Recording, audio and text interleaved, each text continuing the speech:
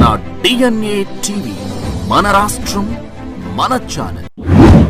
నమస్కారం. ఆంధ్రప్రదేశ్లో కూటమి ప్రభుత్వం నడుస్తుంది. ఇది మంచి ప్రభుత్వం. ఇది మంచి ప్రభుత్వం అంటే మామూలు మంచి కాదు, మంచికే మంచి ప్రభుత్వం అని చెప్పి భావించాలి.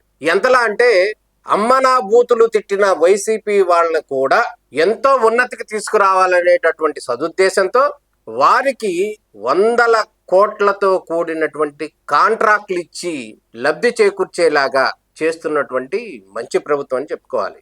ఎందుకంటే ఇది చాలా మంచి ప్రభుత్వం. 2 సంవత్సరాలు కూడా సక్సెస్ఫుల్ గా నడిపేసింది. కాబట్టి వాళ్ళు ఎంతలా బూతులు తిడతారంటే లోకేష్ ని కావచ్చు, చంద్రబాబు నాయుడు కావచ్చు, పవన్ కళ్యాణ్ కావచ్చు, వారి నోటికి ఎంతొస్తే ఎంతలా తిట్టారో మీరు ఒకసారి చూడండి, మీకే తెలుస్తుంది. రావరాసుడిలాగా చంద్రబాబు నాయుడు, లోకేష్ రాష్ట్రం మీద పడి తిరుగుతున్నారు. పప్పు నాయుడు లోపర్ లోకేష్, రే లఫోట్, మీ అమ్మని అడ్డు పెట్టుకుని జనాల మధ్యకి వెళ్దామనుకుంటే ఆఖరికి బయలు తెచ్చుకొని బయటకి రాగానే అది కూడా మానేశారు. మా బ్లడ్ వేరు, మా జీన్స్ వేరని. మీ తాత వల్ల కాలేదు, మీ నాన్న వల్ల కాలేదు, నీ వల్ల కాదు. పవన్ కళ్యాణ్ అటువంటి ఒక బఫూన్ గారిని తీసుకొని వచ్చి, పవన్ కళ్యాణ్ అనే ఒక వ్యక్తి కూడా వస్తుంటాడు అప్పుడప్పుడు సినిమా మధ్యలో కామెడీ లాగా. ఎందుకు వస్తాడో ఏం చెప్తాడో ఎవరికి తెలియదు. ఆయనకు తెలిసిందల్లా జనాల గురించి చూడడం కాదు, ఆయన ఇంట్లో కీపుల్ని మెయింటైన్ చేయడం, ఎన్ని పెళ్లిళ్ళు చేసుకున్నాడో లెక్క తెలియకుండా చూసుకోవడం. బహుశా ఆయన చేసుకున్న పెళ్లిళ్ళు వాళ్ళకి పుట్టిన వాళ్ళు ఓట్లేస్తే నేను గెలుస్తా అనుకుంటున్నారని ఇంకా చేసుకుంటూ పోతున్నట్టున్నాడు.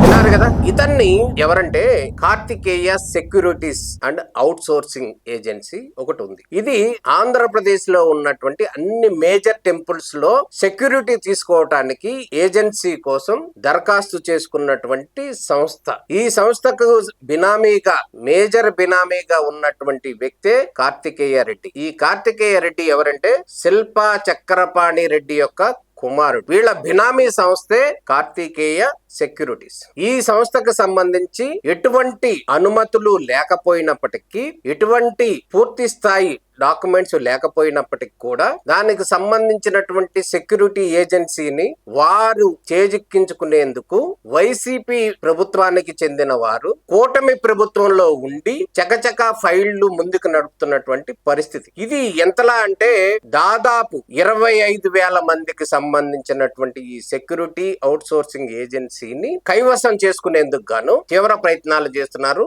వైసీపీ నేతలు. ఈ వైసీపీ వాళ్ళకి వైసీపీ నుండి కూటమిలోకి వచ్చి, కూటమి నుంచి వైసీపీకి మద్దతు పలుకుతున్న వారి సహకారంతో ఆ ఫైళ్లు చకచకా నడుస్తున్నటువంటి పరిస్థితి కనపడుతుంది. దీనికి సంబంధించి యువనేతగా ఉన్నటువంటి నారా లోకేష్ ఆంధ్రప్రదేశ్ లో లేనప్పుడు, రష్యా పర్యటనలో ఉన్నప్పుడు చాకచక్యంగా ఆ ఫైల్ ని ముందుకు తీసుకొచ్చారు. ఫైనాన్స్ డిపార్ట్మెంట్ కూడా తీసుకొచ్చారు.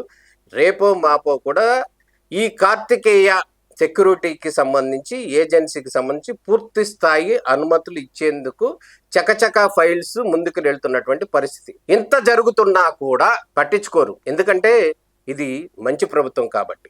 ఇక్కడ చంద్రబాబు నాయుడిని, లోకేష్ ని, పవన్ కళ్యాణ్ అంత దారుణంగా తిట్టినటువంటి వ్యక్తికి లబ్ధి చేకూర్చే విధంగా కూటమి ప్రభుత్వం సహకరిస్తుంది అని నానుడి బయట చాలా ఘోరంగా వినపడుతున్నటువంటి పరిస్థితి కనపడుతుంది. ఇదంతా తెలిసే జరుగుతుందా, తెలియకుండా జరుగుతుందా?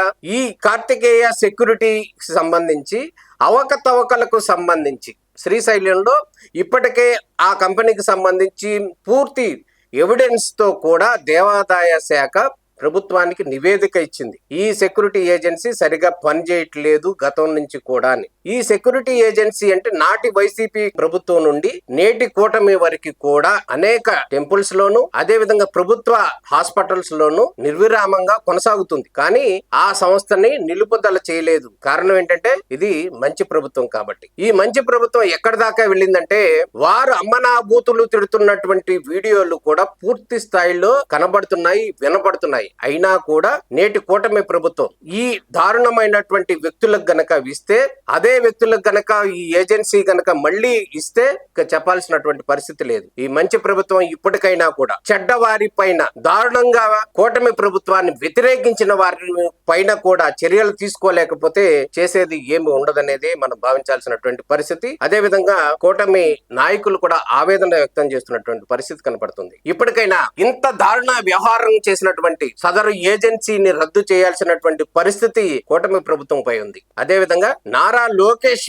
ఆంధ్రాలో లేని సందర్భంలో ఆ ఫైల్ ని చకచక ఆమోదం చేయాలని చెప్పి సెక్రటేరియట్ లో పూర్తి స్థాయిలో పైరువీళ్ల మధ్య నడుస్తున్నటువంటి ఫైల్ ని కంట్రోల్ చేయాల్సినటువంటి బాధ్యత కూడా కూటమి ప్రభుత్వం పైన నారా లోకేష్ పైన ఉందని చెప్పుకోవాలి. చూడాలి మంచి ప్రభుత్వం ఏం చేస్తుందో. ఇప్పటికైనా మంచి ప్రభుత్వం మేల్కొని నిజంగా మంచి వారికి మంచి చేయాలని చెప్పి ఆశిద్దాం. నమస్కారం.